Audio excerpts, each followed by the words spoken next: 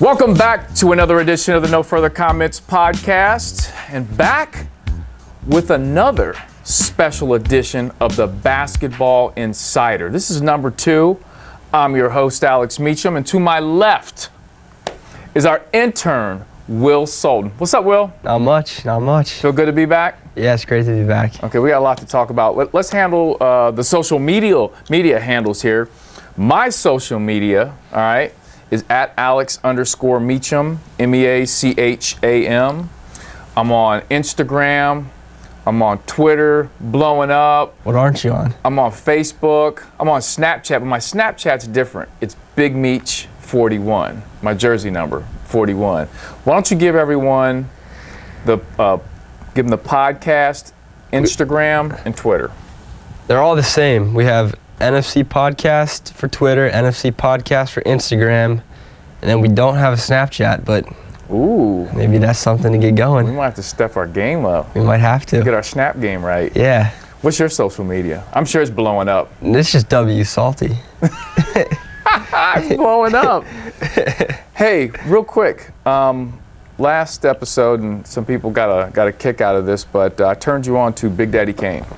You learned about the iconic 90s rapper Big Daddy Kane. Have you had a chance to listen to any other Big Daddy Kane music? I haven't had a chance to listen to any of it. Very disappointing. I just remember the Scoop and Scrap. You got to say it. Lover. There you go. That's all I remember. I don't remember anything else. Scrap Lover. Those were his backup dancers. And when I tell you, his backup dancers had some of the best backup dancer moves of all time. Like, seriously, go watch some old YouTube videos. You should do those for your Monday moves. Bring it back today. I don't know if I could do those still. Like they would do some very acrobatic things, like flip over each other, do the splits and all that stuff. I don't know if I could still do all that. It's a little too much. I could do some of it's called up rock. Yeah. The up rock. You ever heard that, up rock? I've never heard that. Yeah, I don't think so. You're a little too young for that. How's tennis going? You recently committed. It's going well, yeah. Tell the world. I'm taking my... Make your announcement right now. DePaul. Yeah. No. Build it up. Give it a good build up. I'm taking my talents to the castle. Greencastle, Indiana. Nice. Yep, DePaul. Congrats, bro. Thanks, man. You excited? Yeah, I'm pumped. It's a great school. What made you, and soon we're going to get and talk about high school basketball. A lot of these high school kids are trying to find schools where they can play at, and some of them are making commitments, like Zion Williams, one of the number 2 player in the country, one of the best in the country, committed to Duke yesterday. Yeah. And making that decision for a high school kid and also parents is very tough. So what factored into your decision to commit? I looked at maybe my future a little bit more, if I put it that way. Like, I was looking at academics. I was trying to find a tougher academic school that had good opportunities for internships and study abroad and stuff that'll just help jumpstart my career after college. Career to do what? I don't know yet. Okay. I have no idea. Don't let the world know just yet, Will. Yeah, keep that one on lock. Okay. But keep it on the low. Yeah. I was looking at a school where I could still play tennis competitively at one of the best D3 schools. They're top 20 in the country, D3. Okay. But still have a good school with tough academics and opportunities. At Division I schools, you can't study abroad. It's harder to do internships. Right. Because all you're doing is your sport. Gotcha. So this is a good mix for me. Good. Yeah. Good. Yeah. Excited for you. Yeah. So you have to put a lot of work in during the off season to prepare for that? Yeah. I'll have to put a lot of work in. Gain some weight. Get that definitely. Muscle. No, you've gotten stronger. I mean, since the first time that we met to right now, you've really gotten a lot stronger. Yeah. Been concentrating on the weight room, eating a lot. I know you eat a lot. Almost every time we're together, I eat a lot, eating something. I just got to keep lifting, keep eating. That's all it is. There you go. Well, speaking of eating, we're going to talk about some players that are getting it done. They're eating on the court. We're going to go. You like that transition? Yeah. That was beautiful, wasn't it? Yeah. Yeah, that's what I'm here for. So we're going to talk about high school basketball in the Southwest Ohio and the Northern Kentucky area. First, we're going to start with Southwest Ohio. We're going to talk about Division I. All right. The number 1 team in Division I right now is Princeton High School. All right, they're 10-2 right now. They just lost to New Albany, and there was a ESPN TV game that just occurred. And what it was almost a game made for TV with two big matchups, and that is Darius Baisley that goes to Princeton. Have you heard about him? Yeah, where's he going? He's going, your voice just cracked there. Yeah. He's going to Syracuse. That's right. Yep. So he originally committed to Ohio State and then Model left. So anyway, he's going to Syracuse, and then Romeo Langford is the young man that goes to New Albany. He's the real deal. He can really play. And so it was a matchup of those two guys. Great game. I didn't get to see all of it, just saw clips of it. And New Albany won. So Princeton right now is 10-2. It was a close game. Yep. I believe it went into overtime. Oh, wow. And I think. And they're 1-2? State? No, New Albany's in Indiana. Oh, okay. Yeah. So you could say it's two of the highly ranked high school teams because of those two guys. But Princeton has a lot of weapons this year. I would say of all the teams in our area, Princeton has the most offensive weapons. I mean, they could score in a lot of different ways. Now, coming in at number 2 is Moeller. They're 12-3 right now. I was looking at Moeller's schedule, looking at basically the makeup of Moeller's basketball team. I truly believe they'll win the GCL this year. The GCL is not as strong as it's been in the past. Schools, and we'll talk about a couple of these, St. X, LaSalle, and Elder, ones that are in the division with Moeller in the GCL. They're not as strong this year. Some of them graduated, a lot of good guys, and have some young talent coming in, but just I don't think are ready for that next level just yet. And I think Moeller is the top in the class there. So they're 12-3 right now.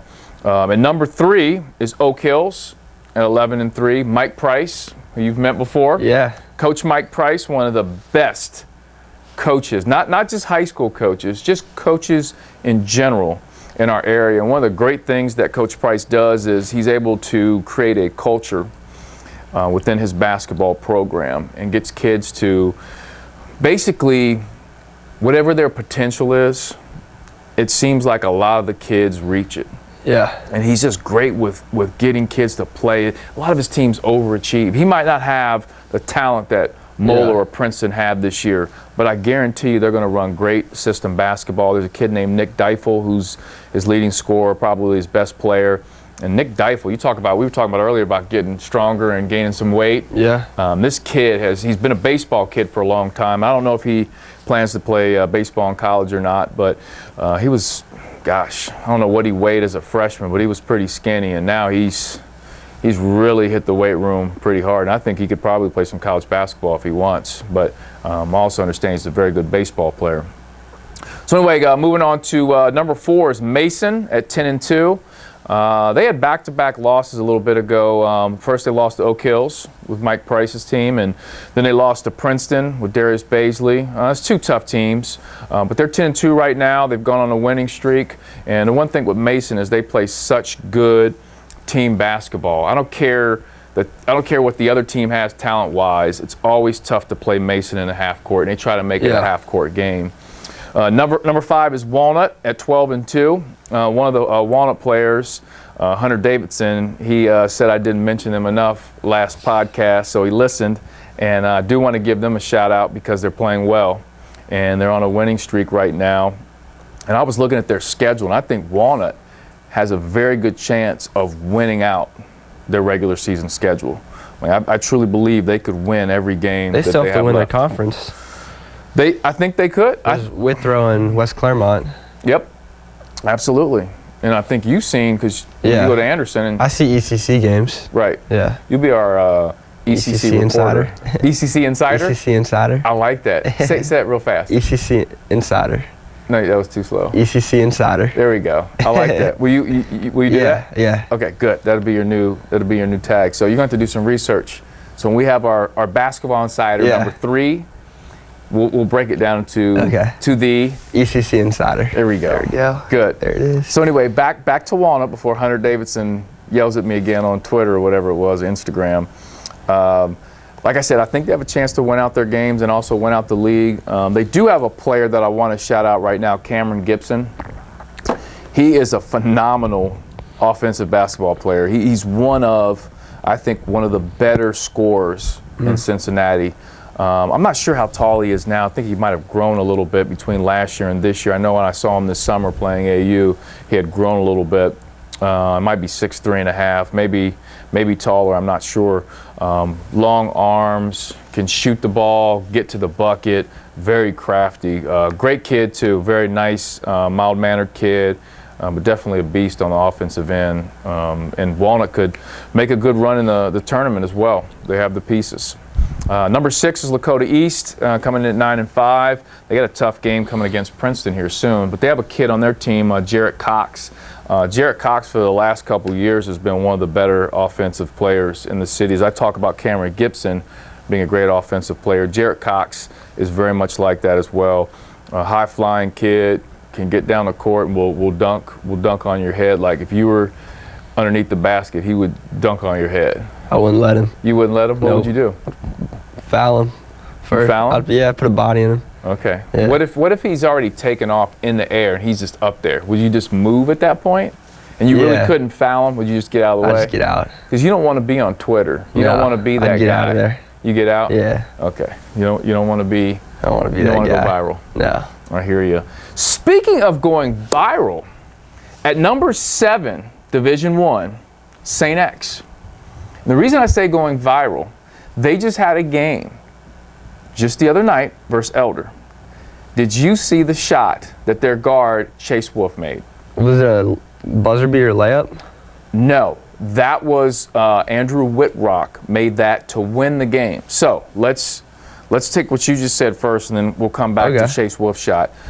St. X won their first GCL game in conference. Yeah. GCL game, and wow, I don't know how many years it's been. Maybe almost 5 years. Wow. This was a very big victory for them. And last podcast, I talked about how much St. X has improved. I mean, their player, Nathan Stockman, one of their guards, the kid averaged about 4 points a game last year. He's averaging 16 points this year. He had a 36-point game earlier in the season.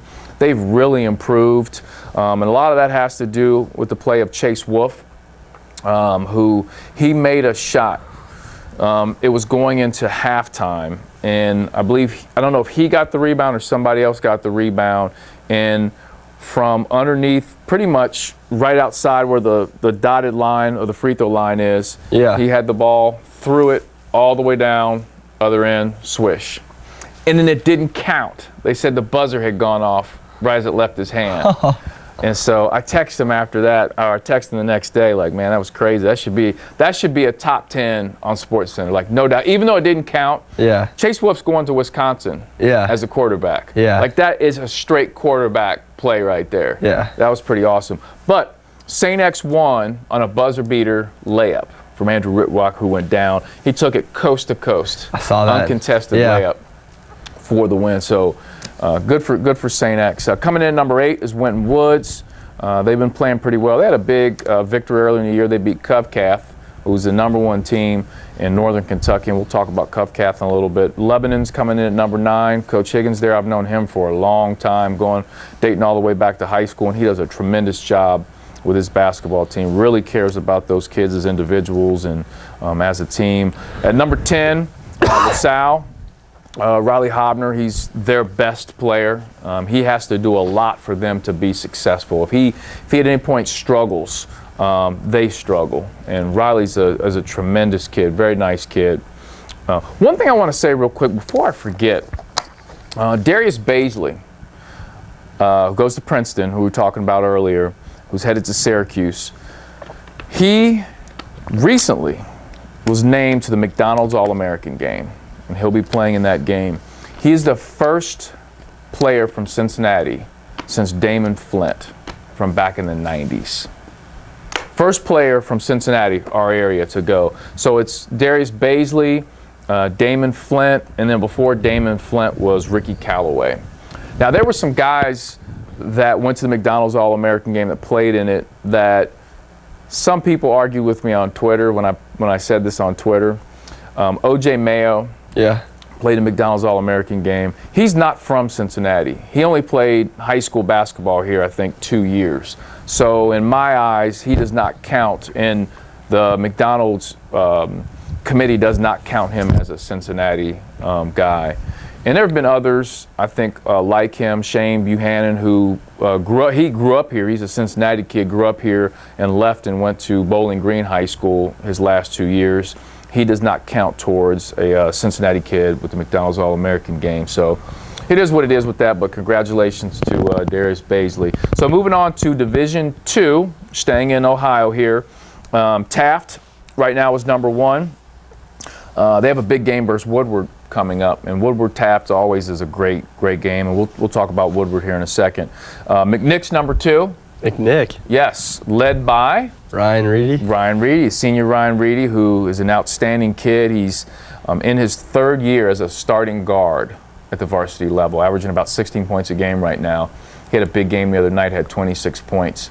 I've said this about Ryan before. He's got great leadership skills, and the thing is, like, sometimes when people think about leadership, they think about somebody that's really vocal and telling people where to go. They're just different ways to be a leader, right? Exactly. You don't always have to. Nothing wrong with that way or any other way. It's just different ways to lead. And Ryan is a kid that he's at the gym early, he's at the gym late. He works hard in between that time, and just his attitude, which is so good. His family are great people. I think his attitude so infectious amongst a group. It just forces you to be disciplined like him, and other players want to be disciplined like him and want to work hard like him. And as a result of that, McNick for the most of the season has been undefeated, although they just got knocked off the other day versus Purcell Marion. So they do have 1 loss on their record. Coming in number 3 is Hughes High School. They've played pretty well thus far this year. I haven't seen them yet. I should have a chance to see them here in the next couple weeks and have a little bit more of an in-depth report on them. Coming in number 4 is Woodward High School. Woodward, like I said, has a tough game versus Taft coming up. Coach Jarrell Redden's doing a great job at Woodward. I've known him since his West High days as a player, and he's a tough competitor. And what I love about Coach Redden is he's all about the fundamentals, and I've seen some video of him coaching in practice, and he's really breaking down so much of the fundamentals of the game, which are so important for kids these days. Understanding the concepts of how to attack somebody offensively, attacking the high foot, jab steps, how to get somebody when you jab, how to get the defender's foot to move. He's teaching all that stuff in practice and really breaking that down. And I'm going to have a chance this Friday. I'm going to Woodward High School at 5 o'clock, and Coach Redden asked me to come in and speak to his team. So I get a chance to speak to them and watch their practice. I'm going to talk to them about life stuff. Nice. So that'll be pretty cool. Excited about that. Coming in at number 5 is Indian Hill High School, the Braves. I had a chance to go watch them the other night. They played Madeira, and it's probably one of Indian Hill's most disappointing losses this year. They've played pretty well all season, led by Colin Shaw. Did anyone get back at you about, didn't you say the most athletic kid to ever go through Indian Hill was him? Yeah, I think he is. Matter of fact, I talked to somebody the other day who went to Indian Hill and knows Indian Hill athletics pretty well, and he agreed with me. He thinks that Colin Shaw is probably the greatest athlete to come through Indian Hill High School. And Colin Shaw is not only a beast on the court, but also a beast on the football field. Very good football player. But just on the basketball court, he's the all-time leading scorer in the history of the school. And, still, he's got a lot of games left, so the stretch between number 1 and number 2 on the scoring list is going to get, because he averages 21 plus points a game. You are still coughing. You were coughing last week, dude. It's been like that for a couple weeks now. You need to get some rest or something. I've been sleeping a lot. Yeah? Yeah, I don't know what it is. Some cough drops or something. Get you some special treatment. All right, so back to Indian Hill. They played their worst game versus Madeira, the game that I went to. Madeira shot the lights out. Man, they were on fire from three-point land, and then Madeira plays this zone, and Indian Hill just couldn't do anything with the zone, and Colin Shaw was struggling a lot. And when your best player struggles and you don't have somebody else step up, it makes it for a tough night. And Indian Hill got beat by, I think, almost 20. I believe the score was like 70-50. Whoa. And Indian Hill was supposed to win that game, and so if Indian Hill wins that game, that leads to Tuesday night in a really big matchup with Indian Hill and Wyoming. So coming in at number 6 at Division II is Wyoming High School. So the big showdown was number 5 Indian Hill and number 6 Wyoming, which still is going to be a big game. It's a huge rivalry, and both have very good coaches and very good teams. Joey Edmonds leads Wyoming. That should be a great game. Indian Hill is always pumped up for that one, and so is Wyoming. I'm not sure if it's at Indian Hill or at Wyoming. I'm not sure, but coming in at number 7 is Summit Country Day. Summit's done pretty well. They've lost a lot of guys due to graduation. They had a very good crop of kids the last couple years, and Xavier Johnson right now is their leading scorer and best player, and he's having a fantastic season. They go as he goes. Coming in number 8 is Roger Bacon High School, my high school. These Spartans, one of the best high schools in, not one of, it is the best high school. That's bold. That's very bold. That's really bold. But it's true. Roger Bacon coming in number 8. They've had a very tough season, and they just got a lot of young guys, and that's their biggest issue. They've had a lot of guys that have left with graduation. They had some transfers, and due to that, they got young guys, and they do have some veteran guys, but these veteran guys just have not played a lot of minutes in the past, so they've struggled. They had a big win the other night versus Baden, which was a big win for them. Took a loss at LaSalle, which is always tough to play at, but Coach Neal at Roger Bacon does such a great job. So rounding off number 9 and number 10 for Division II, number 9 is Aiken, and number 10 is Schroeder. And those two teams we'll talk a little bit more about in the podcast in the future. I'll have an opportunity to watch Aiken here pretty soon. Now, looking at Division III, got Deer Park at number 1. Deer Park's loaded. They're loaded with a lot of talent this year. They should be one of the top teams, not only in the conference, but in the city based on the talent they have. And Steve Gentry is the coach right now, former Xavier point guard, very good point guard. Coming in number 2 is Purcell Marion. Like I said earlier, they had a big win over McNick. Coach Kerr does an excellent job with those kids. Can't compliment him enough. Coming in number 3 is North College Hill. Shannon Miner is their coach, and you talk about a high school coach that is a huge advocate for his players. Coach Miner really goes to bat for his kids, and I do my segment on our local NBC affiliate WLWT on Channel 5, and I have a Basketball Insider segment in which I talk about players and different things going on in the city, and Coach Miner always keeps me updated on his players, so I know so that I can give them a shout out. And you got to appreciate that as a player, that your coach is always looking out for you. Yeah. He does a great job for those kids, man. Coming in number 4 is Madeira. I talked about them earlier. They're shooting the heck out of the ball. Jack Kravac, one of their big guys, he recently scored his 1,000th point, so hats off to Jack. Coming in number 5 is Reading High School, but Reading High School just suffered a tough blow. Their best player, Bryce Hunt, he's ineligible the rest of the season, and so he won't be able to play. I'm not sure of all the details of that, so I can't speculate or talk about that, but apparently moving forward he won't be a part of the team, so that's going to be a huge blow to them because he does a lot of stuff for them. Very athletic kid. Coming in at number 6 is Middletown Madison. I've not had a chance to watch them yet this year. Coming in number 7 is Marymount. I want to talk about Marymont's senior guard, Charlie Tripp. He's having an amazing season, averaging about 21 points a game this year. The other night, so prior to Friday night, Charlie Tripp's career high was 32 points, which he had earlier this year. Friday night, he drops 36 points, and he makes, I think he went 10 for 17 from the three-point line. So he was on fire. Charlie Tripp's just an awesome kid too, man. Does a great job both on and off the court. Great family too. Coming in number 8 is Cincinnati Country Day. Coach Ross over there, he does an awesome job. I need to get over there and watch them. It's tough for me to catch all these games. Yeah, it's too many teams. There's a lot of teams, but I do my best. I do my best to get out and watch as much as I can. Now, rounding this off here with Division III, we've got at number 9 is Clark, and number 10 is Georgetown. Now I want to jump into Northern Kentucky. So last night I had the opportunity to go over to Northern Kentucky University and watch what they call the Buckeye Bluegrass Classic. And what they do is they have a bunch of Northern Kentucky teams play each other on a college court, which helps them prepare for the playoffs, which they'll eventually play there. And Covcath played Cooper. So Covcath, there are a lot of people.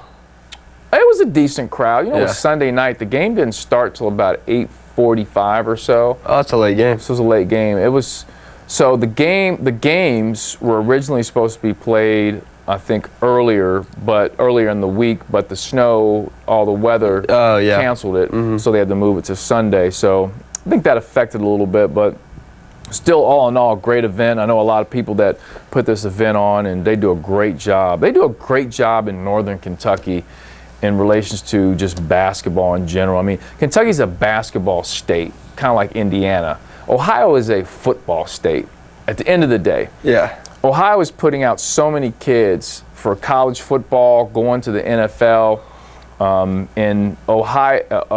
Kentucky and Indiana are just, they put so much into high school basketball, and I just love it. Northern Kentucky does an excellent job.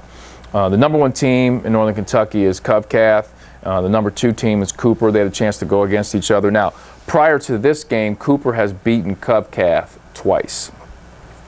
And it was kind of the revenge game for Covcath. Like, they really felt like, we need to win this game. We can't give Cooper the edge. And Covcath came out from the tip and just played excellent. They did an excellent job. Jake Walters, the big boy, he had a monster dunk early in the game that kind of just set the tone. Aiden Rusatz played extremely well. C.J. Frederick played well. I heard he had the flu and he was sick, but he still played very well. Flu game? It was his flu game. It wasn't like a Michael Jordan flu game, but it was definitely a flu game. Cooper's best player, Adam Kunkel, who I brag about a lot, I think he's an excellent player, very humble kid. He broke his nose recently, and he's wearing a mask. So I believe this is his second game back since he broke his nose wearing a mask. And it's tough. If you've ever had to wear a mask and play basketball, I had to do that one time in my career, and it is a monster. Trying to play with a mask on it's tough if you've never worn anything like that in your life, because the ball comes at you and you can't tell how close or how far the ball is. Sometimes people appear to be closer than what they are. When you shoot it, you feel like something is obstructing your shot. It's just a weird feeling. You've got to get used to it. And Kyrie Irving, he broke his nose and he had to wear a mask for a little bit. And if you ever watched, he was always taking it off and playing with it. Yeah, it's a pain. And I talked to Adam just earlier today, actually, about that. And he said, he had a very, he just said it was tough. He had a very, I thought, good response. And he just said, listen, it's tough and it's a pain, but it's no excuse. And he's like, I've got to work through it. It's something I got to deal with. So in order for Cooper to be successful, he's got to be healthy and play well. Coming in number 3 is Campbell County, who I had a chance to go watch the other night. They played Walton Verona. Walton won. Campbell played very tough, though. They fought. They really, really fight. I'll give them that. Coming in number 4 is Scott. I watched Scott a little bit last night. They've got a nice team. They beat Dixie last night in a close one. I think they beat them by 3. Dixie had a chance to win it with a three-pointer. Tied the game with a three-pointer going overtime and missed it. But Scott has a solid basketball team. Number 5 is Newport. This is my sleeper team. Newport has so much talent. Coach L, Coach Listerman, anybody in Northern Kentucky knows Coach Listerman. I mean, he's a legend in Northern Kentucky. Him and Ken Shields, you probably never heard that name, but there's a guy named Ken Shields, longtime NKU head basketball coach. Ken Shields is just a legend, has done a lot for kids in that area. But Coach L is the head coach in Newport. He's got a ton of talent. Taj Harding, Donnie. So you got Taj, Donnie, Mikhail Burries, who's going to Pikeville. He's tough. Left-hander, real smooth. They have a lot of talent, and when they can put their talent together, and play as a team, they're tough to beat. Very, very tough to beat. And I'm sorry, I made a mistake. I was looking at Newport is coached by Rod Snap. Coach Listerman coaches Holmes High School. I made a mistake, which I was going to transition and talk about Coach L. So I apologize about that. Rod Snap coaches Newport. He does a great job. His son Ethan played there last year, great player.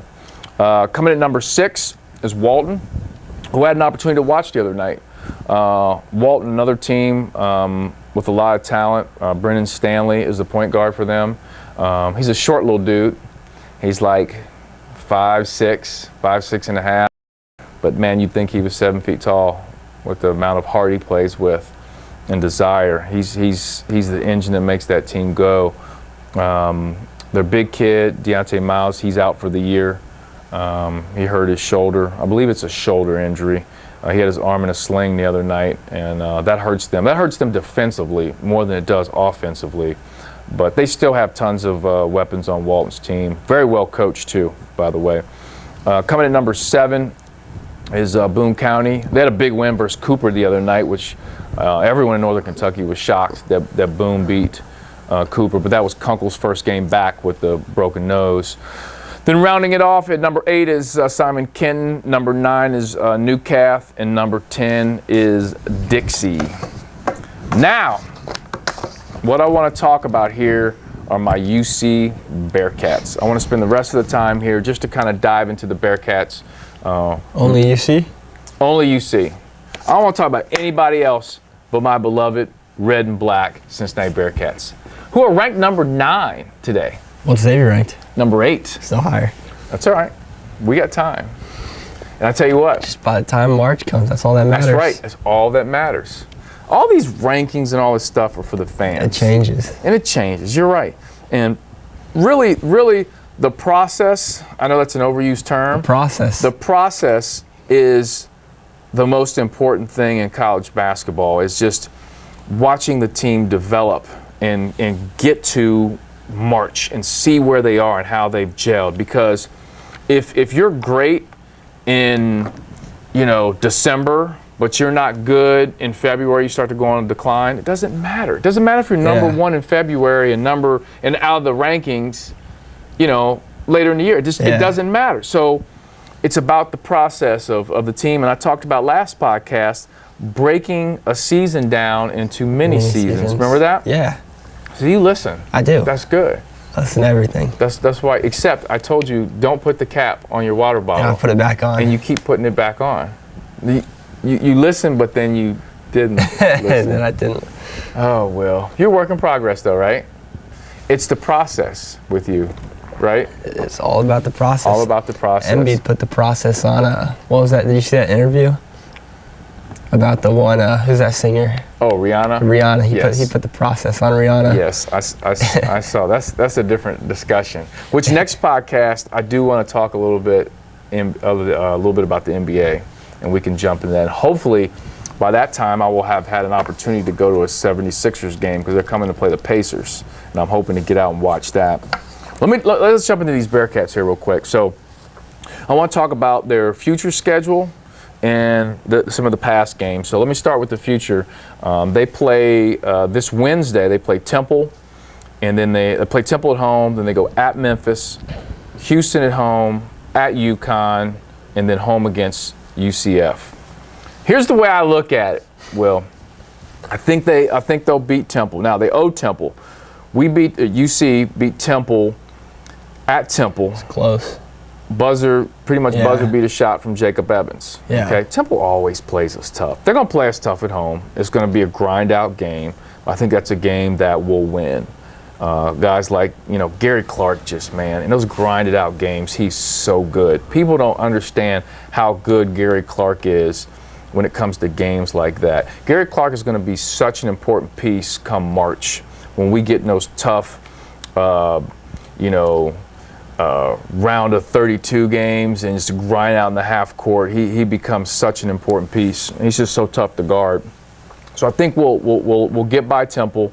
We go at Memphis. I think we beat Memphis. That's one of the least talented Memphis teams that I've seen in a long time. I kind of feel bad for Tubby Smith because he's in a rebuilding process.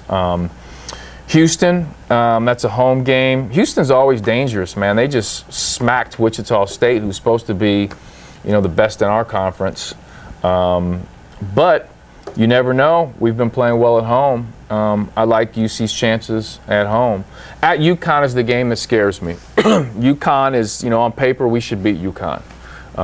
We should go there and win that basketball game. But once again, it's college basketball. You're dealing with kids. I'm not sure if the UConn game, that might be, I have to look if that's January or if that's the first part of February. It's the first part of February. So that's a tough game. I don't know. That's a coin flip. I'm hoping we sneak that out. Even if we don't, that's fine. I think we then come home and play UCF. I think we win that. So you're talking about of the next 5 games, I think we could go 4-1. I still think that's a good deal. Now, looking at the past games, since our last podcast, they played USF, UCF, and ECU. USF, they found a way. They won that basketball game 78-55. But the UCF game, man, they won 49-38. We had 14 points at halftime. That's just not good enough. Not the lowest all year? Oh, that's maybe probably the lowest years since you played. That might be back to ever. When the basket was like wooden or something. I don't know. That's crazy. I couldn't believe we scored 15 points. Were they winning at halftime? We were winning, but it was just. I mean, it's no wait. You know what? I think we might have been down. I take that back. I think we might have been down. I can't remember. It was so frustrating. I can't even remember if we were up or down. I think we were down. I think it was like 19-15, if I'm not mistaken. But that was a tough one. That was. But we won it. They found a way to win. You grind it out. That's all that matters. It's all that matters. If you can get a win in January, you take it, and you remain healthy, you take it. Same with the Eastern Carolina game. They go right after UCF. They come home, play Eastern Carolina, win 86-60. Eastern Carolina played the Bearcats very tough. Get to about the 8-minute mark in the second half, and the Bearcats really started to put the pressure on and pull away. Jacob Evans, I believe, had 17. Washington had 17. Gary Clark had 14, and Cumberland had 14. So a pretty balanced attack. So I like that win. It may not be a sexy win, like they didn't blow them out or beat them by 30 plus, but it's an important win in January. So looking forward, a couple things that our Bearcats, or my Bearcats, need to do. Are you a Bearcat fan? I'm not really any Cincinnati fan when it comes to basketball. We need to change that. We're going to adopt you, okay? All right. We're going to adopt you as a Bearcat fan. Is that cool? Sounds good. Okay.